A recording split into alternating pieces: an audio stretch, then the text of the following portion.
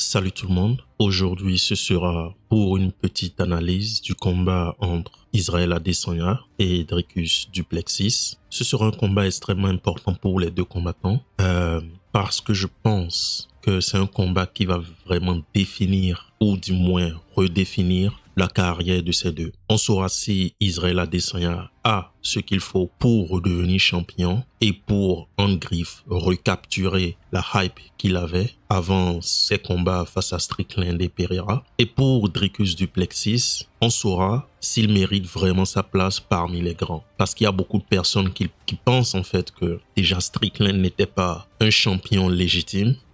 Parce que beaucoup pensent que la victoire de Strickland sur Adesanya, sur 10 combats, beaucoup pensent que Adesanya gagnerait 8 fois ou 9 fois. Donc, pour Dricus, prendre la ceinture à Strickland faisait, aux yeux de beaucoup, de lui un champion intérimaire, c'est-à-dire un champion qui ne durera pas. Donc, ce combat redéfinira vraiment la perception du public par rapport à ces deux combattants. Quand on compare les statistiques des deux combattants, un chiffre saute directement aux yeux. Et j'étais plutôt surpris de voir ce chiffre.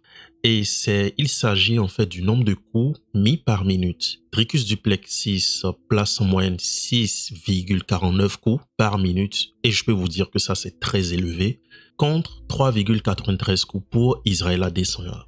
Comme je l'ai dit, cette différence est vraiment surprenante parce que je m'attendais à ce que Dricus du Plessis ait un volume relativement élevé. Parce que dans ses combats, au fur et à mesure du combat, il envoie littéralement tout. C'est quelqu'un qui envoie littéralement tout.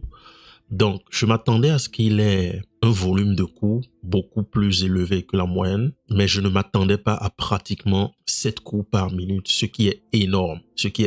Quand tu as déjà du 5,50, très souvent c'est considéré très élevé, mais là il a pratiquement le double des coups que met Adesanya. D'un point de vue stat, c'est pour moi le volet le plus intéressant et qu'il faudra vraiment regarder lors du combat. C'est-à-dire, est-ce que Dricus pourra toujours avoir ce type de volume face à Adesanya? Donc maintenant parlons un peu de comment combat Adesanya, comment Israël Adesanya combat. Dans la cage, Adesanya est un kickboxer exceptionnel qui excelle à garder ses adversaires à distance pour les démanteler méthodiquement. Ses points forts résident dans sa mobilité et sa capacité à maintenir ses adversaires à distance pour les neutraliser. Mais ce style a vraiment été mis à mal dans le combat face à Sean Strickland et plus récemment, on l'a encore vu lors de l'affrontement entre Leon Edwards et Bilal Muhammad.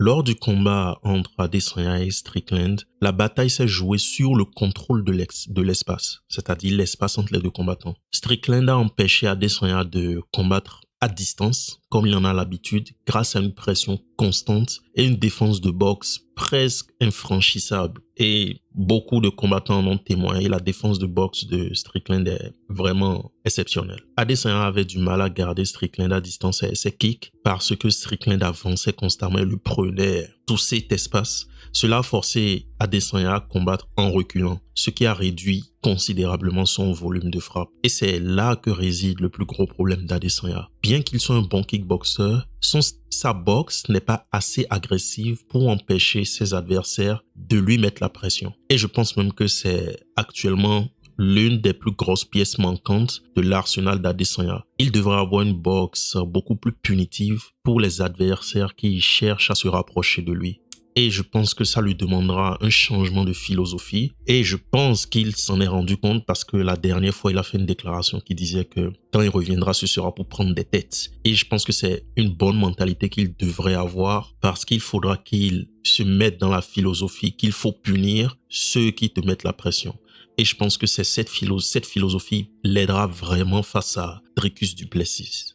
Parce qu'avant, Adesanya faisait tout pour se protéger, et même dans leur salle d'entraînement, c'est une philosophie. C'est la philosophie de leur salle d'entraînement et de leur coach qui est que le cerveau se protège. Volkanovski aussi pense la même chose. Et même si je suis d'accord avec eux, quand quelqu'un te met la pression et veut te prendre ta ceinture à un niveau, tu dois y aller. Et c'est ce qui a manqué à Adesanya dans le combat face à Sean Strickland. Mais après un an d'absence, la plus grande inconnue sera la solution qu'il aura trouvée pour faire face à ce scénario. Car je peux vous assurer que Dricus du Plessis viendra lui mettre la pression et essaiera de le placer dans la même situation que Strickland. Donc parlons un peu de comment Dricus du Plessis combat. Quand on observe Dricus combattre, il donne parfois l'impression d'être désordonné, mais cette impression est très trompeuse. En réalité, il envoie, comme je l'ai dit, en moyenne 6,93 coups par minute, ce qui représente un volume énorme, presque le double de celui d'Adesanya. Et cela démontre que Dricus combat à un rythme très élevé et possède un excellent cardio. Il a même combattu une grande partie de sa carrière avec une narine bouchée, ce qui explique son endurance impressionnante depuis son opération. Dricus est également un combattant extrêmement résistant. Je pense donc que ses plus grandes forces résident vraiment dans son physique et ses compétences physiques. Cependant, face à Adesanya, ses réactions aux feintes et sa manière de se couvrir pourraient poser problème. Comme on l'a vu dans le combat entre Sean O'Malley et Chito Vera, se couvrir la tête face à un striker qui utilise beaucoup de kicks et de feintes peut paralyser et empêcher d'avancer. C'est un point à surveiller, surtout au début du combat, lorsque Dricus cherche encore son rythme. C'est quelque chose qu'il devra vraiment avoir sous contrôle. Je pense que pour Dricus, pour qu'il rentre vraiment dans son rythme, le premier et le deuxième round, souvent il regarde, il tente des choses, mais il est vraiment vulnérable dans ces moments et il réagit beaucoup aux feintes. Et on a déjà vu plusieurs fois Adesanya totalement surcharger le système nerveux de son adversaire avec des feintes et avec des kicks. Une fois que tu ne peux plus bouger, il reste juste à distance et il commence à te choper. Maintenant, quelle serait la voie de la victoire pour Adesanya? Pour Adesanya, la clé de la victoire résidera dans sa gestion de la pression. Strickland a révélé une faiblesse majeure dans son style de combat. Sa solution pourrait être une amélioration de sa boxe. Bien qu'il ait l'habitude de se protéger contre la cage, tactique qui lui a permis de mettre KO Pereira, c'est-à-dire cette défense qu'il a eue face à Pereira, la défense en tortue, on est contre la cage, on bouge et ensuite on contre. Ça a fonctionné face à Pereira, mais cela pourrait ne pas suffire contre Dricus, qui pourrait l'amener au sol et le contrôler. En plus d'améliorer sa boxe, Adesanya devra feinter et bouger constamment pour provoquer de grosses réactions chez Dricus. Ici, les low kicks seront définitivement utiles, mais il devra aussi retrouver une sélection de kicks plus variée, comme au début de sa carrière. Et comme je l'ai déjà mentionné, la courte distance, comment il va gérer la courte distance sera vital parce qu'une fois que Dricus sera dans son rythme, Dricus va lui mettre la pression. Maintenant, pour Dricus, quelle serait la voie de la victoire? Pour battre Adesanya, Dricus du Plessis devra vraiment s'inspirer du plan de Strickland. Il devra couper les trajectoires de Adesanya, lui prendre l'espace et maintenir une pression. Je pense qu'il pourra maintenir la pression, je pense qu'il pourra prendre l'espace, mais pour le jeu de jambes, pour couper les trajectoires, là, j'en doute un peu plus parce qu'il a beaucoup d'attaques quand même en ligne droite et Whittaker a par exemple dit que Adesanya est très habile dans la cage. Dricus a déjà prouvé qu'il sait mettre la pression grâce à son volume de frappe et à son agressivité. Cependant, il devra éviter de réagir de manière excessive aux feintes d'Adesanya et couper les angles de manière plus efficace, comme je l'ai dit.